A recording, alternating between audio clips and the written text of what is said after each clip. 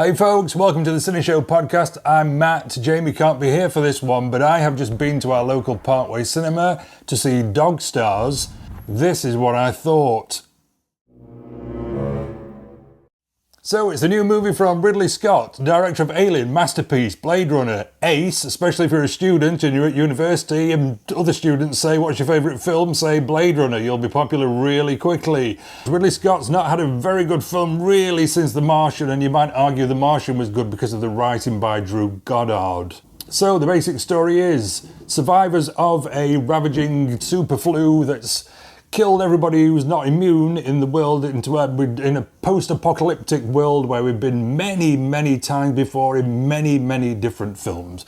We have Jacob, we have Josh. They're together on a plain scrapyard where they used to work. Jacob wants to see the wider world. He's out there collecting medicines for these little pockets of civilizations that have left, delivering those round. Josh is far more about self-preservation, keeping the compound safe, shoot first, ask questions later, anybody who happens to drop by. An event takes place which then forces Jacob to actually say, you know what, I think there's more to life than just being here with you, Josh Brolin, playing cards for money that nobody needs anymore, and just basically being a bit dull.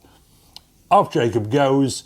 Nice bit of scenery, good kind of practical effects, I'll give it that. Nice practical effects, and a very good, well-shot, hard landing of a plane, which I believe was all done quite practically as well. Who should young Jacob come across but Guy Pearce and his daughter? And they then bond for the next 45 minutes, cutting down trees and to a kind of whimsical country and western plinky-plonky soundtrack. There are gangs of unpleasant people in the apocalyptic world, as of course there would be, because in all apocalyptic worlds we have the good people and the bad people. I'd like to think if it happened in real life, those bad people are probably those people that you see driving around in blue BMWs with loud exhausts, those that start fights in pubs, and possibly people who speak on the phone like this as opposed to holding it in their ear. The rest of us would be just the good people. Some of the bad people look like the post-apocalyptic people in Doomsday. Some look like the Wild Boys out of Mad Max Fury Road. They attack in various ways, mainly just like kind of animal type things. There's one, probably the best sequence in the whole film where Josh Brolin's fending off a gang of wild boys with night vision, and there's some good kind of effects that go on there. But anyway, back to Jacob and the farmer and his daughter. They then have to kind of get away on the plane, which is the bit that you see in the trailer, which leads everybody to believe this is an action film, when actually it's not. It's a drama at best, without much drama, and certainly without very much action. And it just carries on like that. So it's basically 2 hours of just, you've seen it all before.